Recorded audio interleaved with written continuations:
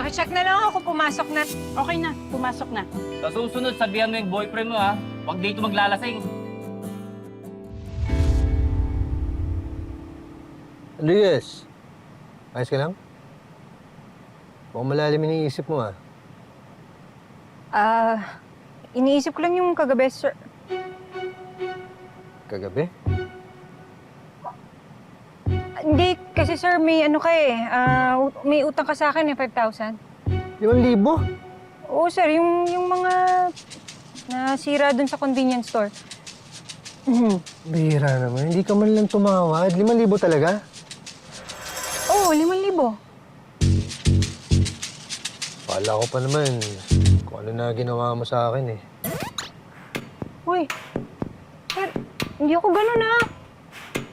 Uy, ba't naman kayo ganyan mag-isip? Kalma ka lang. Biro lang. Ito naman, oh. Hindi ba pwedeng mag-joke?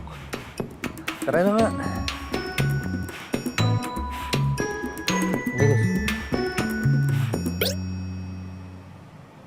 Ano yung ganun? Sir, uy, grabe kayo ah. Ano yan? Yung seatbelt mo. Ilinawin nyo kasi, sir, pag ganun-ganun kayo eh. Kala ko kung ano yan. Sungit naman ito.